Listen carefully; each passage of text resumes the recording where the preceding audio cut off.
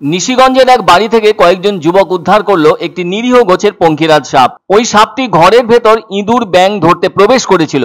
দিনের বেলায় চোখের সামনে পড়ে যাওয়ায় সেটিকে নিশিগঞ্জের কালীডাঙ্গা এলাকা থেকে উদ্ধার করা হয়। উদ্ধার করা পঙ্খিরাজ সাপটিকে একটি বড় জারের ভেতর রেখে দেন তারা। এরপর তারা খবর পাঠান কোচবিহার স্নেক রেস্কিউ টিমের সদস্যদের। তারা জানান, এখন তো গরম যেভাবে বেড়েছে তাতে সাপেরা খাদ্য সংগ্রহ করতে এদিক ওদিক বেরিয়ে পড়ছে। ফলে ব্যাঙ ইঁদুরের খোঁজে কখনো কখনো ঘর বাড়িতেও ঢুকে পড়ছে সাপেরা। তাছাড়া বিভিন্ন প্রজাতির সাপ সকলের পক্ষে চেনা সম্ভব নয় বলে জানান স্নেক রেস্কিউ টিমের সদস্যরা। তবে পঙ্খিরাজ সাপ কিন্তু গাছে উঠতেও পারে, আর যথেষ্ট তাড়াতাড়ি গাছে উঠতে পারে বলেও জানান তারা। যারা সর্প বিশেষজ্ঞ তাদের কাছ থেকে জানা যায় পঙ্খিরাজ সাপ 5 ধরনের হয়ে থাকে। বাংলায় ঘোড়ালাগা বা দুবরাজ নামেও পরিচিত পঙ্খিরাজ সাপ। এই প্রজাতির সাপ যথেষ্ট নিরীহ, তাই এ ধরনের সাপের দেখা পেলে সবসময় স্নেক রেস্কিউ টিমকে খবর দিতে হবে। তার কারণ সাপ প্রকৃতির বন্ধু, তাই সাপেদের বিনাশ কিন্তু প্রকৃতির ক্ষতি করা। দাঁড়ার সাপও কিন্তু অনেকটা এ ধরনের সাপ। সেজন্য কোনো সময়ে নিজেদের এলাকায় সাপের দেখা পেলে সাপ উদ্ধারকারী দলের কাউকে খবর দিতে হবে, তাহলেই তাকে সঠিকভাবে উদ্ধার করে তাদের নিজস্ব পরিবেশে ছেড়ে দেবার সুবিধা হবে। এটা ঠিক, নিশিগঞ্জের যুবকেরা পঙ্খিরাজ সাপটিকে দেখার পর কোনোভাবে তার ক্ষতি না করে সেটিকে উদ্ধার করে একটি উপযুক্ত পাত্রে রেখে দিয়েছে, কেননা ওই পাত্রটিতে ভালো থাকবে বলে জানান যুবকেরা। এমন কাজ লক্ষ্য করে একটা জিনিস কিন্তু স্পষ্টভাবে ভেসে উঠছে, সেটা হলো সাপ সম্পর্কে মানুষের মনে যথেষ্ট সচেতনতা বেড়েছে। সেজন্য গ্রাম শহর সহ সর্বত্রই মানুষও যেন সাপেদের বন্ধু হয়ে উঠেছে।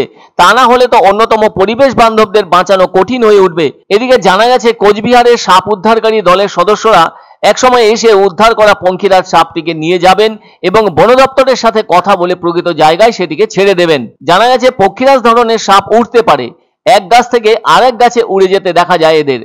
আর ওই সময়ে তাদের শরীরের 80 থেকে 90% বাতাসে থাকে, ফলে তাদের উড়ন্ত সাপও বলা হয়ে থাকে। তবে সব ক্ষেত্রে কিন্তু উঠতে পারে না এই সাপগুলি। আসলে তারা ওই সময়ে শরীরকে এমন ভাবে মোচড় দেয় যে তাদের শরীর উপরে নিচে করার আকারে আসে এবং তারা বাতাসে লাফও দিতে সক্ষম হয়। ভারত, চীন, শ্রীলঙ্কা সহ আশেপাশের অনেক দেশেই এ ধরনের সাপ পাওয়া যায়।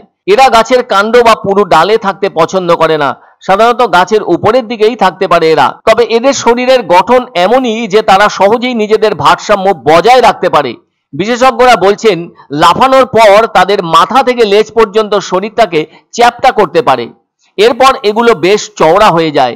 মনে রাখতে হবে তারা তাদের পেশি এবং ত্বক ব্যবহার করেই হাঁটে, আর এরা 4টি উপায়ে ওই কাজ করতে পারে। সবচেয়ে জনপ্রিয় হলো ঢেউয়ের আকারে সোজা হয়ে হাঁটার স্টাইল। তাতে ওই সময়ে শরীরকে সামান্য তুলে নিতে পারে। এ ধরনের সাপের 5টি প্রজাতি রয়েছে, তারা সবই ক্রিসোপোলিয়ার অন্তর্গত। তবে এ ধরনের সাপ ভীতু ও লাজুক প্রকৃতির হয়। যাই হোক, গ্রাম থেকে উদ্ধার করা পঙ্খিরাজ সাপটিকে স্নেক রেস্কিউ টিমের হাতে তুলে দেওয়া হবে বলে জানিয়েছেন নিশিগঞ্জের ওই যুবক। সাপটা হচ্ছে দিলীপ অধিকারীর বাড়িতে যে কলের পাইপ থেকে কলের পাইপের ভিতরে এঁদুর খাওয়ার জন্য এসেছে। এঁদুরও ছিল, এঁদুরের 2টো বাচ্চা পড়ে যায় এবং বড় দিকটা বেরিয়ে যায়। এবং সাপটা পাইপের মধ্যে থাকে, তারপরে পাইপ থেকে বাইরে নিয়ে এসে তারপরে একদিকে ড্রাম লাগিয়ে পরে ঢোকানো হয়।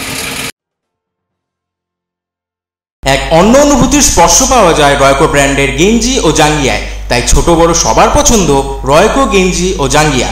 প্রস্তুতকারক জয়মনি হুঁশিয়ারি, কলকাতা। শুভ সংবাদ, শুভ সংবাদ। ভারত বিখ্যাত জ্যোতিষ হৃদয়ানন্দ শাস্ত্রী এবং জয়িতা শাস্ত্রী আগামী 11ই সেপ্টেম্বর বুধবার এবং 12ই সেপ্টেম্বর বৃহস্পতিবার জলপাইগুড়িতে যৌথভাবে ভাগ্য বিচার করতে আসছেন। সান হোটেল ডিলা প্রীতম, কদমতলা, জলপাইগুড়ি। বুকিং এর জন্য ফোন করুন 8240020078 এবং 9830667887 নম্বরে। আনন্দ সংবাদ, আনন্দ সংবাদ।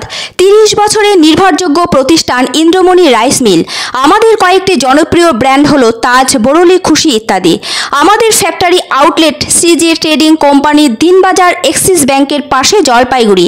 এখানে সুলভ মূল্যে গুণগত মানের সব ধরনের চাল পাওয়া যায়। Phone number 9547029475।